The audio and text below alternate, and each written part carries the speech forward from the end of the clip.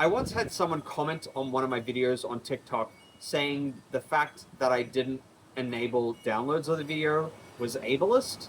And as somebody who is disabled and neurodivergent, I take such accusations pretty seriously, and it's concerning to me that anything I could do could be possibly ableist. I know what it's like to live in an ableist world that doesn't cater to the needs of everyone, regardless of abilities, and how disabling that can be, and disempowering and marginalizing it can be. I didn't want to enable downloads, I guess, because I felt like it was my right to decide as the creator. It was my content as a disabled creator.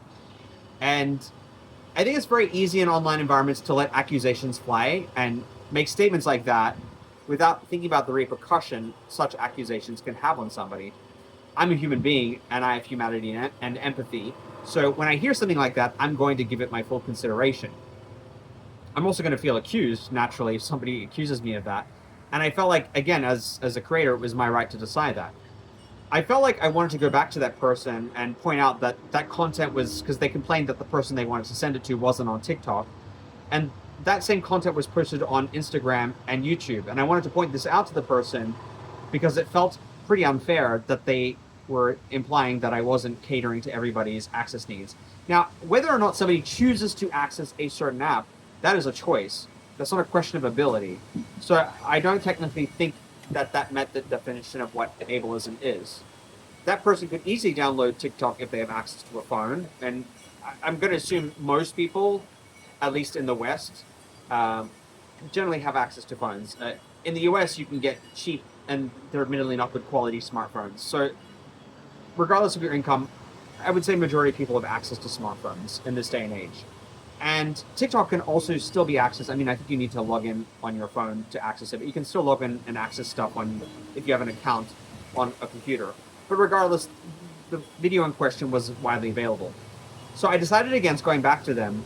But I think the thing that stuck out to me about this exchange was that people don't seem to have very nuanced vocabulary when it comes to issues like this.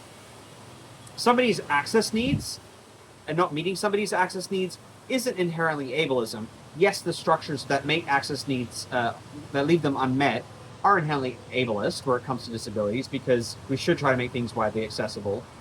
But to assume that I am ableist because I just chose to make a video not downloadable is a pretty strong accusation. And I think when we talk about this, I think it's okay to say, hey, can we make this video downloadable so it can meet everybody's access needs? I think there's a distinction there. And I think in online dialogue, I wouldn't say dialogue, debate, because often it is debate and it boils down to debate. In social justice circles, there can be and among neurodivergents, there can be a lot of black and white thinking and flying to accusations rather than dialoguing.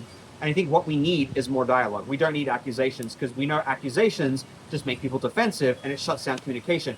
And that could have been a more constructive conversation.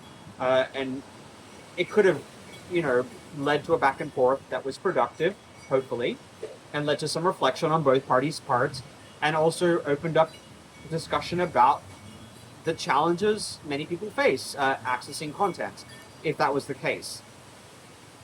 But I don't think that person had the grounds to make such a statement.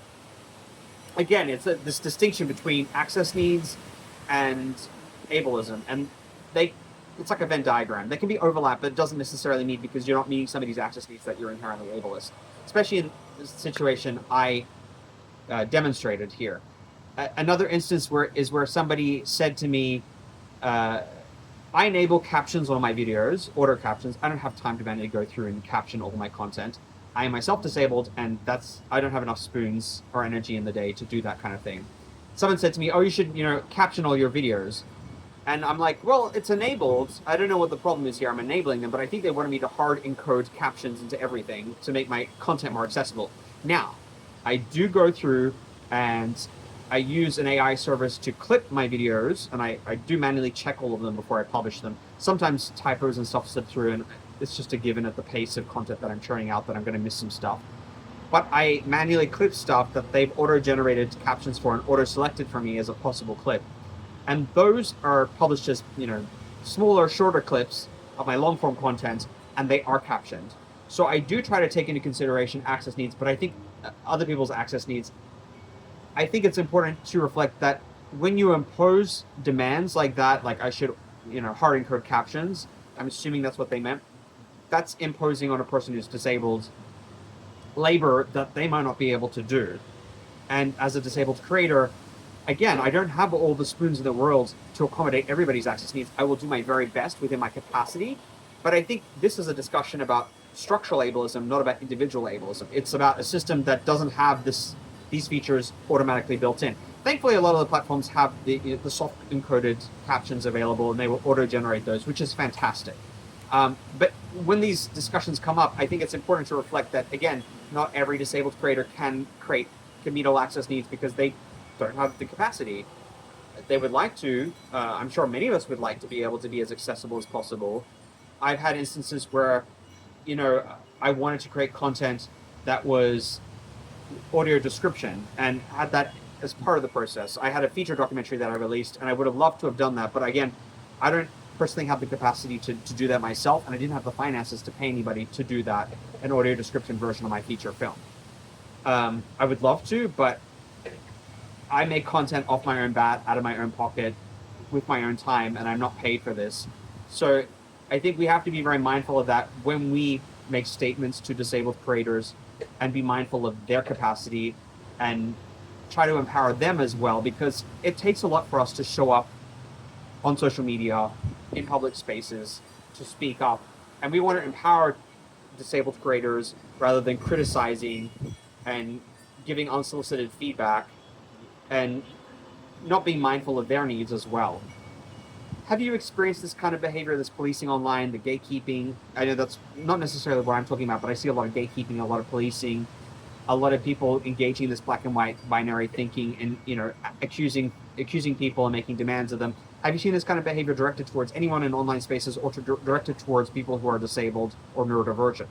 I would love to hear from you.